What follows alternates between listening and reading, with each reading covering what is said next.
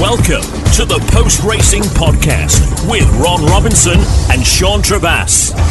Post Racing, the site for winners. We are back, sir. We are up and running. Well, yeah, walking slowly at my age, but up and running is the phrase that we all have to use. How's you? Oh, chasing my tail as usual, building websites and trying to keep everything floating. I really should have taken a couple of weeks off to do what I needed to do, but then you can't really do that, can you? Not when there's winners to be found, and we're finding them. I think I don't think you can. I've tried taking holidays, but you can't totally. You still got to know what's going on. In my case, what trainers are in form, what trainers are out of form, what's going on in the news. You know, it seems stupid. You know, you had a 2-week holiday and came back next week to one of an argument and wrote about how good a trainer Sir Michael Stout was. You look very stupid when you retired yesterday. So you've got to stay on top of the game to continue doing what we do. So we don't have much choice there. But then, as you said before, we never worked a day in our lives by doing this for our living. So no, it is. It's great. It's the best job in inverted commas I've ever had in my life. It's brilliant. Exactly. I love it. And I think if we reached out to the listeners and asked for some sympathy, we may be struggling a little. So the answer is don't even try. Yeah. No, how you build websites? No. I was going to say at your age, and that sounds insulting. I would struggle to build websites. It's all a little bit too technical for me. I'd go and ask my kids to help me with it, to be honest with you. I love doing all that. It's I've always been a bit of a tinkerer. I've always been into the IT side of things. Oh, right. When you ask somebody, an organisation who do this type of thing as their business, the figures you get quoted to do it are stupid. Right. You know, I can sit here and do it. I know exactly what I'm doing. Ideally, I would need to spend 2 weeks solid just doing it. So there are little things, I won't bore you with all the details, but things like padding and gutters and margins and things like that, just so that it looks right. When you look at it on a mobile phone or an iPad or a Mac or a PC. And you have to do all these little bits of tinkering so that it works on every single one. And then what you've got to do is make sure that it'll work on Safari, on Google's platform, on Firefox, because all of these things, they render websites differently. So it's complicated. Better mention to the listeners what website you're talking about. Yeah. Now, it's pretty unique. It's not a .co.uk or a .com, and I mentioned that the last time we did this, but it's the 500.club. Now, the homepage is more or less completed. Go and have a look at it. Be as ruthless as you want. Tell me what you think. Tell me what you like. Tell me what you don't like. What would you like to see on it? But when you go on it, you'll now see that I've presented everybody with what's called a proper mega menu. That the special is going to be stunning on that. I tell you, I'm really pleased with the way that's looking. As soon as I've got all the names of the races and race times, everything will be filled in on those pages. It'll look great. Really good. The 500.club. Simple as that. It's going to be the future. It's going to be the future, ladies and gentlemen. It is, our future anyway. And I'll tell you what, it's the last website I'm building. Exactly. I was going to say to you, if anyone worked in a shoe shop, how about that for diverting from the subject? And he said to his boss once on the phone, I can't get the stock check done. I'm running out of time. And his boss said to him, there's 24 hours in a day, Mr. Boyd. Work them. It is. So again, no sympathy for not getting it done, Ron. I'm sorry, no sympathy for me. But it's hard work. I wouldn't want to do it, rather you than me. But before we bore them and send them to sleep, we better move on to something else, I suppose. Alistair Down, I think we want to start with. Is that okay with you? Oh yeah, definitely. Yeah, it was. I had a feeling something was going on. When they'd opened that room. What is it? It's the press room at Cheltenham. And they named it after him, and they made sure he was there, didn't they? Yeah. It was. I was thinking to myself, it didn't surprise me what happened next. Let's say that. Yeah. But you still sit back and you think, what a wordsmith that man was. When you consider all he was writing about was horse racing, but the way he wrote it, it was stunning. There's only one other comparable journalist that I could put in the same bracket as him. It was a guy, you may recall him, called Peter Thomas, did football for the Daily Express. And he was of a similar ilk, but to say he was in the same bracket would be wrong. Alistair Down was out on his own, wasn't he? Class. Well, I wanted to put this in because I'm a writer myself, and that sounds really pompous. That's not meant in that way at all. I've always looked up to certain writers. There are some out there that I think are worse than me, not many. Ditto. Geoffrey Bernard was one with his wit. I liked him. Paul Haig was a friend of mine, and he was a very, very good writer. Both those I've written down here, both geniuses in my eyes, and both now sadly passed away. So I can see Alistair being up there having a good old chat with them. He didn't actually get me started. That's a slight exaggeration, but I used to read his column in the Sporting Life Weekender, as it was back in the day, and it got me hooked. Now, whether it got me hooked on writing or hooked on racing, I'm not entirely convinced which one or both. I'm not sure. But I used to read it and think, wow, I wish I could write like that. And the answer is I can't write like that. No one can, to the best of our knowledge. And I don't know who's going to fill the void, if anyone will ever come and fill the void or even attempt to. But he got me interested. He managed to put those words together to turn what could be seen as a mediocre sport, if you don't like racing, into something that people who didn't know anything about racing wanted to read about. And that's a skill in its own right. As I put here, someone needs to step forward and take the baton. Hopefully, it won't be me, that's for sure. But me. What a genius! He will be sadly missed. His love of National Hunt was known to all, though he did do bits and pieces on the flatters. Now, I can't say I knew him. I didn't. I used to read his stuff, and I've run into him a couple of times. But he's going to be sadly missed, and at the very least, I felt it would have been remiss of us if we didn't at least mention him. That's right. On to the next subject. I'm intrigued what you're going to say about this. I've got a few paragraphs written down. I've written it down as anti-climax of the week. City of Troy. The season. Of course. Off you go. City of Troy. I didn't see the point of the horse running in the race. European horses just don't win that race. And I'm talking Irish, UK-based specifically. They don't win on dirt. It's as simple as that. It's a skill set that our horses just don't possess. I think I read somewhere a while back now that the last French horse, or the last European horse, was a French-based horse in the early 1990s. I can't remember the name of it. Yeah, I just cannot remember the name of it. And they just don't win it. I honestly don't know why they bother. I saw a picture of City of Troy on somebody's Facebook wall that was taken during the race. And he was running with his eyes closed. Yeah. It makes you wonder, had they even tried him at home on that type of surface under race conditions where he was having to sit in behind 4 or 5 other horses and get that stuff kicked back in his face? Because I saw the same photo, and I was going to mention it as well, because I think it was a brilliant photo, to be fair. It was almost flinching. Yeah, it was. Yeah. Eyes closed and almost flinching from the kickback.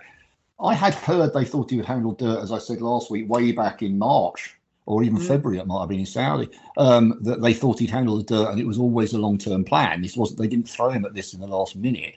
What I don't understand is, with the amount of money that the likes of Godolphin, and especially in this case Coolmore, have got, they haven't got a dirt track between them to work him on. To the best of my knowledge, there isn't one. They took him to Southwell to work on the all-weather. Now, I read before that work at Southwell that the whole point was to take him there with some not as good horses, but ones that were going to fly out the gates as fast as they can, to get him to get out quick, because he didn't want the kickback. And they wanted him to learn to get out quickly. And yet afterwards, that's the reason Aidan gives. I should have trained him to get out quicker because he didn't handle the kickback. Well, I was convinced that that's exactly what they were trying to do when they took him to the all-weather anyway. Yeah. I can understand why they had to go. There's some massive prize money, and then all the Yanks would like him for breeding because he's a son of Justify. So there's no reason why on breeding he shouldn't handle the dirt. But he's got no experience of it. It was disappointing. It's yes, I did back him, if I'm honest with you. Because if Aidan thought he was good enough for it, who was I to argue? But then I might have fallen into the Coolmore Ballydoyle marketing Coolmore trap. and believed everything I'm told. He's definitely a very good horse. I refuse to believe he's the best I've ever trained. Not by a long shot. No, not on what we've seen. I can't see that at all. Well, let's wait for how long it'll be before the next horse is the best he's ever trained, and we'll see. But it was disappointing. I thought he'd run well, and he didn't. Quite frankly, did he? No, he didn't. No. But we've decided, ladies and gentlemen, Ron and I decided that we try and end with some good news if we could dig around deep enough to find it. Yeah. And I did. What about that tote Placepot on a Sunday of all days? The tote Placepot last week. Even my dog's chipping in with there. There. What do you think of that? 25 to 1 winner in the first. Yep. 200 to 1 winner in the second, with a 12 to 1 second and a 33 to 1 third. You had an 18 to 1 winner and a 20 to 1 placed in the 233. You had a 28 to 1 winner, a 50 to 1 second, and a 12 to 1 winner. Was that the last leg? It was the last leg at 343. Yep. And it paid, the Placepot paid £32,922.60. To a quid. To a quid. And there was 1.71 winning tickets. Now, I don't know how they found that, right? You either needed a copy of the next day's newspaper in advance before that meeting had even started. Either that, or you needed the DeLorean, or you needed Nostradamus to rock up when you were using the Ouija board the night before, because it paid what it paid because it had the whiff of the impossible about it. And wouldn't you love to know the guy or the gal who had the 1.71 tickets? That's some spot. It really is. Just, and I put down. I'm not selling the total working for them. I think the Placepot's always a bet worth considering. Usually it is. Yeah. Usually it pays 50 to 100 quid if you get it. There was 2,000 quid at Warwick last Tuesday. That in itself is a rarity. But as you say, 32 grand and nearly 33 grand for a quid. Wonderful. You just read out the prices of the winners. I went the other way in the first two. I went the other way around. We had unplaced favourites in races 2, 5 and 6, which is basically what threw everybody out. Absolutely. So a massive response. And then I followed it up, and Ron was a bit warned what I was going to say this, but I'll have to take over because I've got the details. The Australians like to outdo us, don't they? And they did. We had the Melbourne Cup on Tuesday. One lucky punter became a very rich man or woman. Not a Placepot this time round. He had a bet where we think it's called a quadcast, but I couldn't actually find it written down anywhere. First 4 home in the correct order, which I guess people perm them, would be my suggestion. They found the winner at 90 to 1, the second at 25 to 1, the third at 18 to 1, and the fourth at 13 to 1. He put down a bet of Aussie $100, which is about 51 quid, and won, and I'll put in brackets, wait for it, drum roll, 3.2 million Aussie dollars, which is about 1.63 million in proper money. Oh, sorry, did I say that? Lovely. Our money.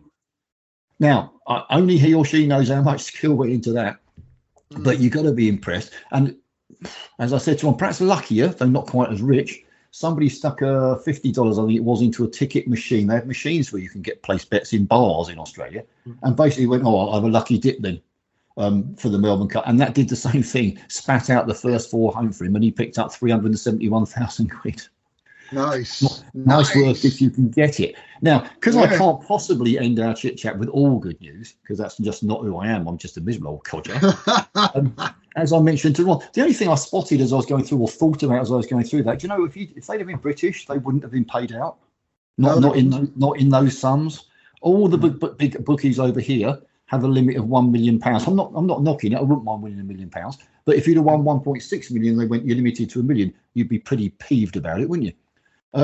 Some have £500,000, some have £250,000, and Unibet has a figure of £100,000. Now, I wouldn't mind winning £100,000, so don't think I'm being ridiculous there. But every time on a Saturday, I don't know what odds we've got on the ones we're looking at, but we're covering 4 races. If you pick those 4 and put them in an accumulator for 20 quid, and then added another one that you fancied as well, you potentially, and did it with Unibet, potentially you wouldn't get paid out what you're supposed to get paid out. No.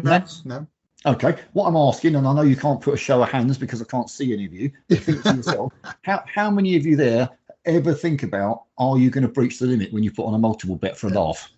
I bet you don't. I bet you don't at all, do you? None of you do. I don't.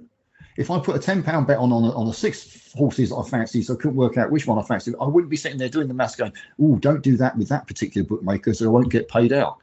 But in reality, you're sort of robbing yourself. You're backing a 500 to 1 accumulator, but only being paid out at 250 to 1 because they won't give you the rest of the money. So at the very least, have a think about that next time you have a bet, who you place your bet with and what it's going to make. You know what it made me think?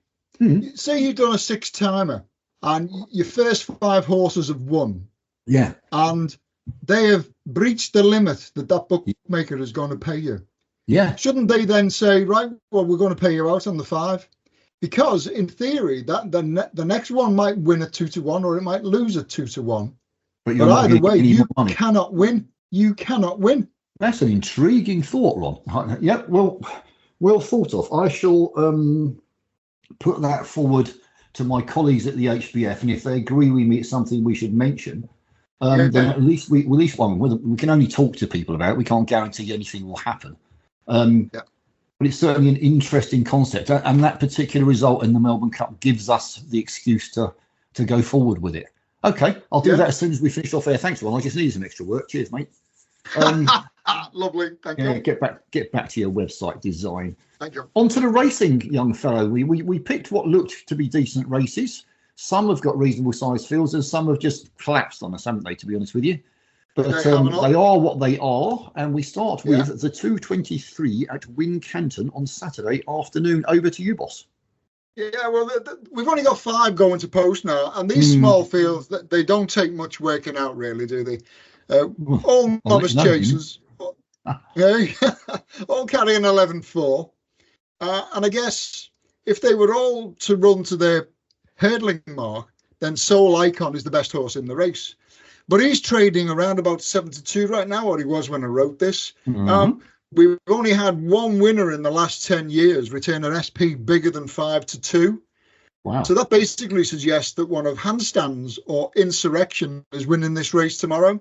They sit front 2 on the tissue at the moment, and the winner has actually been front 2 on the market in 8 of the last 10 runnings. Insurrection is trained by Paul Nicholls, who won this race last year with Nappers Hill. He also won this in 2014, 2016, and 2017. So fair to say he targets it. Insurrection was the joint worst of these over hurdles, but on debut he was only just pipped by a horse that was rated £15 superior to him. And it's very much looking like chasing's going to be his game. I know that is what Nicholls thinks based on what he said about the horse in his stable tour. Now the ground that day at Chepstow was officially good, but after the race Nicholls was saying the horse would not have wanted it any softer than that. Go figure. The last 5 winners of this also arrived having made seasonal debut, and the current favourite, which is Handstands, has not been seen for 241 days. So because of all those little factors I've just mentioned, I'm going to plump for Insurrection. Well, it's also obvious when you put it like that, Ron. If only you told me that. If only you told me that before we came here. Right. I'm going with Handstands, I'm afraid. £44,000 for the winner and just the 5 runners. Racing, sort yourselves out. You're embarrassing. Insurrection, Glyn and Boombourne all have that slight fitness edge after recent runs. Soul Icon deserves the win after coming home second on his last 4 starts. But Ben Pauling's Handstands is the one for me. He won a point-to-point at Moira in Ireland. His first 3 starts over hurdles. Outgunned on going again may have been too soft for him, or that's what Ben Pauling seems to think when last was 6th in the Gallagher hurdle at the Cheltenham Festival. First start over fences in public. He's scored well by all accounts. He's got a huge engine. He's expected to get better as he gets older. Big old horse. He needs to build into it, but hopefully he has by now. If he does mature and strengthen as expected, I'm all over Handstands. I'm interested to look at the Racing Post where it says he's 2-1 and was 15-8. He was 100% 5-2 when I looked yesterday. So I'm always wary when I look at those figures because that's not what's actually happened. He was definitely 5-2 when the declarations came out on on Thursday. So, Handstands for me, 2-1, not much of a price, but I thought he might be even shorter than that, so I'm quite happy with that. Handstands for me, 223, and now we head up to your territory, Ron, up to Liverpool. Your far neck of the woods now, Aintree. 240, the Grand Sefton, run over the national course, which, let's be honest, is not what it was. And it's all the races now, they look great because they're going over those big bushy fences, but they're really just ordinary handicaps now. Can I just say first, though, whoever priced this market up and had authorised art at 66-1 opening show, they must have been smoking something seriously funky. He's now 16-1, which is about right. So congratulations to anybody that got the 66s. You must be beside where you can lay off now and not worry about it. He was previously with Willie Mullins. And he's having his second run tomorrow for Gary Moore. And I expect a big run from that horse. The only thing against him, I'll come on to next. 9-year-olds, they've got a cracking good record in this. They've won 5 of the last 10 renewals and 2 of the last 4. So I've got it straight down to 3 horses: Authorised Art, Frero Bamboo, and Percussion. The weights rule out Authorised Art for win purposes. I can see him placing but not winning. Only 2 winners have managed to win this carrying more than 11 stone 7. And neither of them won it carrying 12 stone. So for me, it's one of Frero Bamboo and Percussion. And I'm inclined towards Frero Bamboo because he was trained for this race last year, ran a cracker finishing 3rd. But Venetia Williams has really got her horses rolling at the moment. I know she's only had 4 runners, but they are running well. And it's around about 11-2 now, opened up bigger than that. I'd say it's worth a 2080.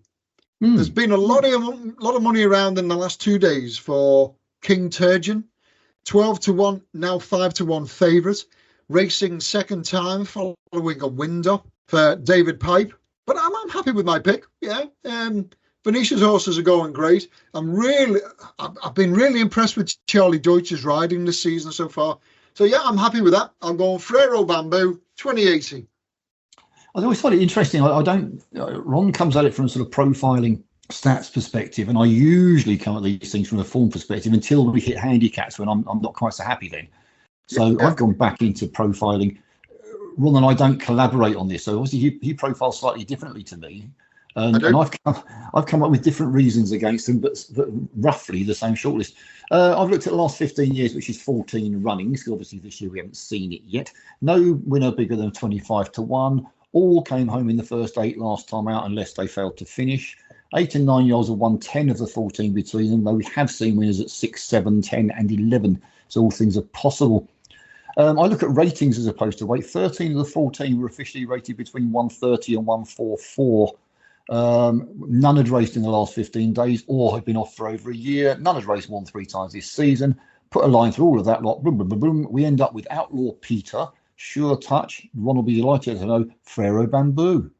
Now, of those remaining 3, Outlaw Peter represents trainer Paul Nicholls. He's won this 3 times and placed with 3 others in the last 14 runnings.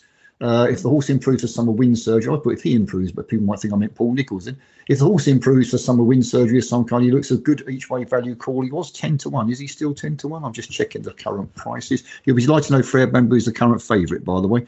Gone favourite now, yeah? Gone 11-2 favourite. Yeah, Outlaw Peter's available at double figure price. Just is 10-1. Freddie Gingell is good value for his £3 claim from the saddle. I think he'll go well. Outlaw Peter each way 10-1 for me. Do I have any confidence in that? It's a handicap. I never have any confidence in a handicap. That's what handicaps are for. They're just there to confuse befuddled old sods like me, really. But never mind. Yeah, aren't they just? Outlaw Peter each way, but Frero Bamboo sits in my list as well. So between us, we might have it right. You never know your luck. I think we may have it right. Yes, indeed. And then we move to a very strange one, in my view. We'll see what Ron says, because he's the oracle. The 255 at Wincanton, please, Mr. Robinson. Yeah, it's down to 3 runners. So I can guarantee we're going to get a false pace and probably a false result. I don't bet on races like this because I think I mentioned something to you yesterday or the day before about a race that had started, but the horses never even moved for about the first 20 seconds. And then it took them 25 seconds to get from their starting position to the starter's rostrum. And by the time they got there, the starter had got off and was in his car and off. And you look at something like that and you think, what was that all about? So it's because you've got small fields. Nobody wants to make the running. And I think that also because of this, we've got a very easy to back favourite at the moment, Rhubarb. He opened 4-6. He's now evens. You normally see a horse shorten when one's taken out, but he's drifting like a barge. But he's a course and distance winner, and he's trained by Nicholls. Yeah, and won the race last year, and Nicholls always has his horses ready for the Badger meeting. No 2 ways about it. You'll probably get 2 or 3 winners tomorrow. What I wouldn't want is the diesel bill that the Bromhead's owner is going to be getting for sending over Aspire Tower. But I'm not sure what their place prize money pays. It may well cover the cost of the diesel. But if he's not here to win that race, what's he doing here?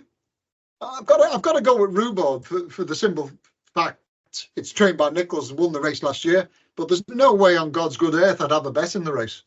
Whoever comes last is going to pick up £7,784, which isn't bad money. That might increase.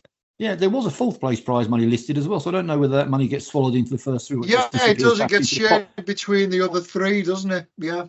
I think so. Someone needs to explain to me why we have why we have handicappers. I know this isn't a handicap if anyone points that out.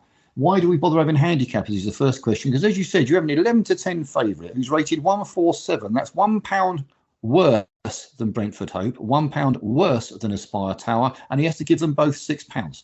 So he's effectively half a stone wrong with the other two, and yet he's even money favourite. Now, he may well go and romp this as he did last year, but in which case you have to say to yourself, well, what's the point of official ratings then? My naive assumption as someone who's not part of a massive team, I sit here or I work with Ron and I sit at home working away, but I don't have a room full of handicappers with replays and stopwatches and everything else that the BHA have. So my naive assumption would be that their ratings are more accurate than anything I can come up with. But perhaps not, because I don't see why he's short price. Outsider of 3, anybody? Aspire Tower, 5 to 1. Comes over here. As I said, he's rated £1 superior to the favourite and gets £6 from him. Go figure. Comes easy winner at Punchestown, his return last month. Sending him back over hurdles. He used to go over fences. Henry de Bromley sends him over from Ireland, as you said, for a reason. The main thing I really like him, especially now we've got another non-runner, is guess who's the only guaranteed front runner in the field? He is. So Aspire Tower will have his own way at the front with any luck. He can make his own pace as to what suits him and what doesn't suit him. And at 5 to 1 in a 3-horse race, I'm not going to be putting a load of money on it. And funnily enough, I won't be backing him each way either. But I don't see why not. Why not? I mean, at the end of the day, you look at the trainer form percentages as well. Henry de Bromhead 68, Harry Derham 55, Paul Nichols 52. So we have the most informed trainer of the three, who's joint top rated, for want of a better way of putting it, by the time you take the actual weights into account. A winner last time out, and 5 to 1 in a 3-horse field. I see no reason not to have a couple of quid on him if you intend to play in that race. If you don't, leave it alone. I wouldn't blame you at all.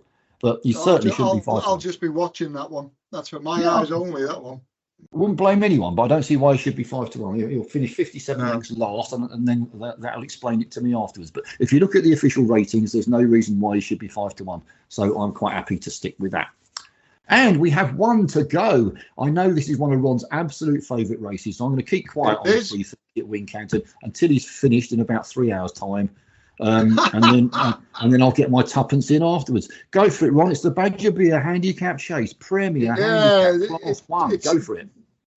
This is the race. Well, this is the meeting that starts what I call my course season. It's when the betting boots are now taken out of the wardrobe and we give it a right good hiding.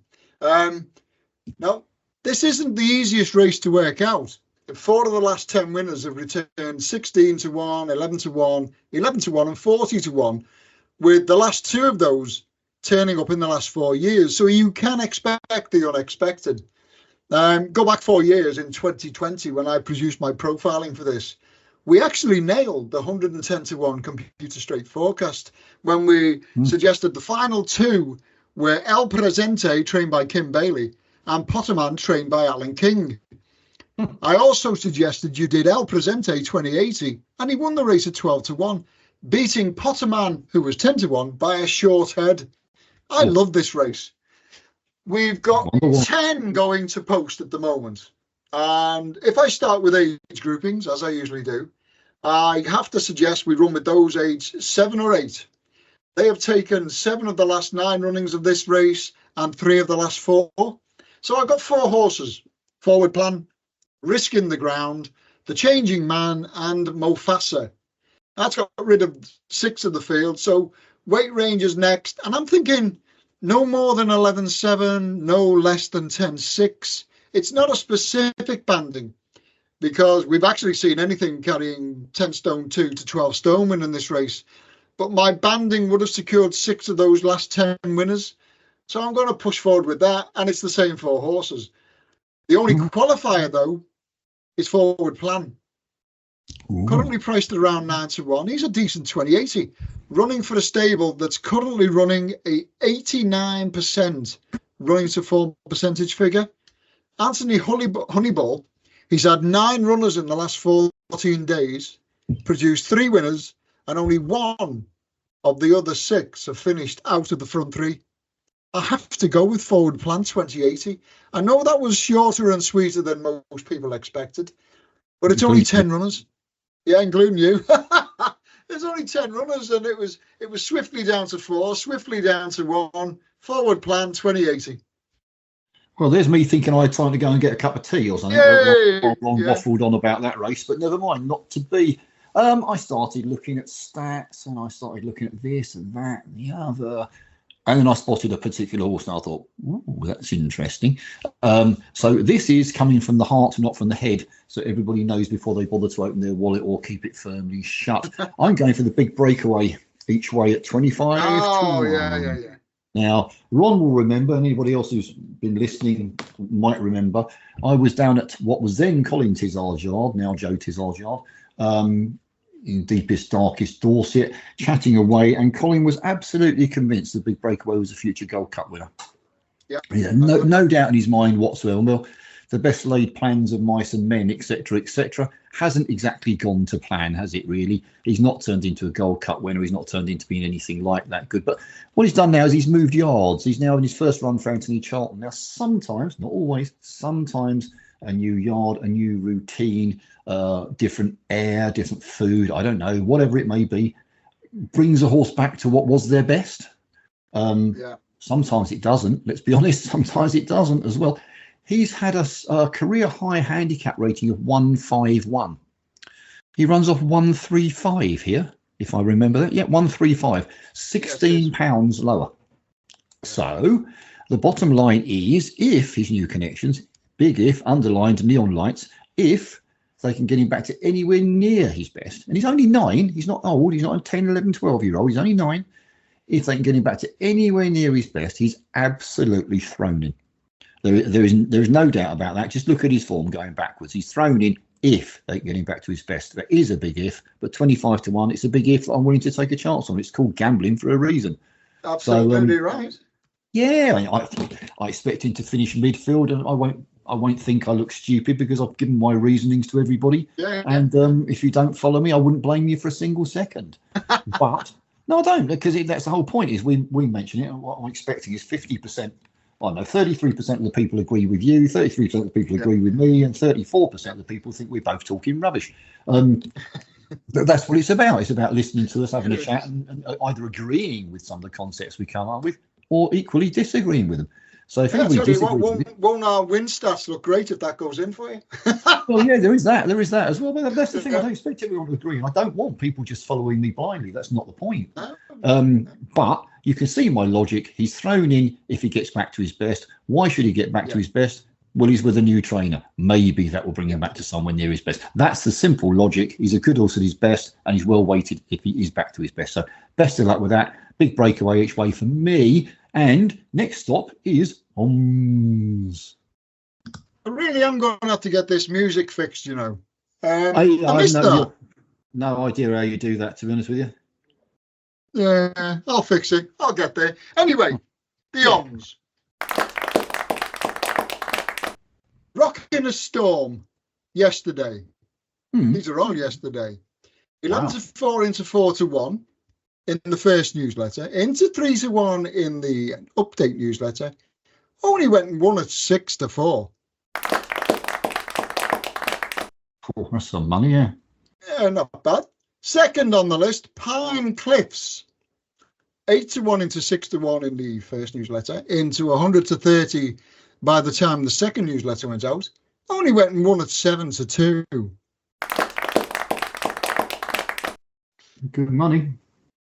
Last but not least, Palazzo Blue. Now, we love this one. 33-1 into 12-1 in the newsletter. It bolted in at 7-2. 7-2? I think they knew that one was off all right.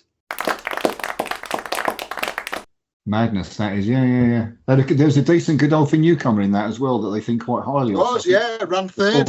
The form will work out on that one, I suspect. Yeah. When I say it bolted in by a short head, but I'll tell you what, they still collected. Yeah, did it win? That'll do. Yep. That's all that matters. That's all that matters. Right, to end with, I don't know how long we've been going with on time or below time. Well, do you know what? I think Andy must be thinking to himself, I haven't even started my second tin yet. But the racing is pretty light. We're not going to discuss flat. Well, I'm not going to discuss flat racing now. I didn't. I've had enough of that stuff. I don't even look at it now until next March. Yeah, I don't blame you. Andy, I'm going to get Ron to edit this at the beginning and start it with Andy, drink quicker. There you go. That'll work. Right, something for the weekend, sir. What have you got for them? I'm going for an each-way double. Frero Bamboo and Forward Plan in the Badger. Wow, that's brave. That's brave.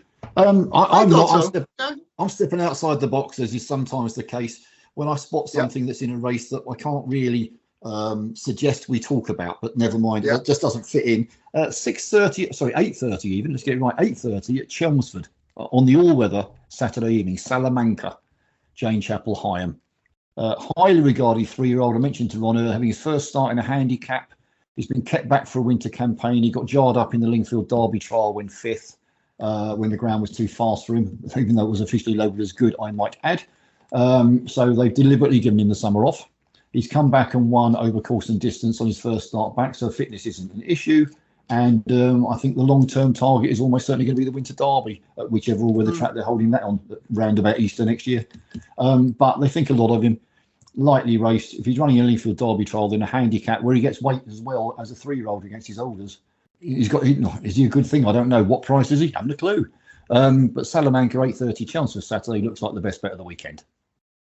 Well, that's going to keep people up now, isn't it? That's the last race of the day, isn't it? Well, I know we're talking to some relatively old people sometimes. None of them as old as us.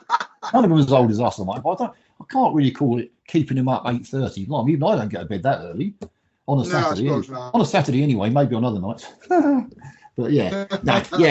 Well, you can always place your bet and watch the replay in the morning, can't you? So no big issues there. So enjoy. That should go well for you anyway, at the very least. Anything else we need to? Do we need to wind it up? Okay, 40 minutes. 40 minutes. We're normally an hour. Wow. I'm not going to sit here for 20 minutes talking nonsense. I do that normally anyway. Yeah, that's the thing. If you get 4 or 5 on a row, and hopefully the fields will get bigger. It's just they will do. Yeah. We try to keep to the better racing, which we think, you're welcome to come and tell us otherwise.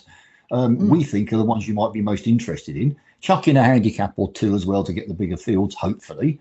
If you think we're doing it wrong, feel free to email into Ron and say, why don't you cover more jumps racing at whatever the level rather than anything on your weather or whatever comments you want to give. We're here to produce stuff for you. Like. We're here to do it for them. We're not doing it for us. No. So let us know if you want anything done or you want anything to talk about, and we'll do what we can. Meanwhile, I've now got to write to the BHA because Ron's come up with that idea about should they stop the bet when you're going through the limit. I think it's a really good idea, to be honest with you. I don't think the bookies will wear it, of course. If it wins or loses, the next one wins or loses, you can't win. So. Exactly. So you basically got potentially £100,000 running onto a horse at 2 to 1, 4 to 1, 10 to 1. Really doesn't matter. If it wins, you get nothing. If it loses, you lose a lot. So I suppose they could argue you could cash out, but not everybody looks at that. And cash out is very rarely good value. Let's be realistic. No, it's not. It's rubbish. So I think that's something worth mentioning. I shall go back to the BHA, who are already in conversations with the DCMS and keeping me involved in it anyway, and say might be worth mentioning that, and have another go at arranging a meeting. So we'll give it a go. Thank you for that. I appreciate it, and I can see the sense in it. Next week, are you free next Friday? I'm free next Friday, as far as I'm aware. And for those of us old enough, are you free? Yes. And what we'll do next Friday, we'll give them 1 chaser and 1 hurdler to follow for the rest of the season. Okay, remind me of that by email before I write the podcast list. I will do. That will be my last one. My last one next week before I go away for a few weeks. So we might as well do one, so to speak. Yeah. Many people do. Many people often tell me to do one, but that's another story. Right. Okay, in that case, have a good evening. Anyone who's listening on Friday, have a good weekend. Anyone who's listening Saturday, and here's hoping that every horse you back is a winning one. Other than that, over and out from me. Speak to you soon. See you soon. Take care now. Bye-bye. Bye-bye. Post Racing, the site for winners.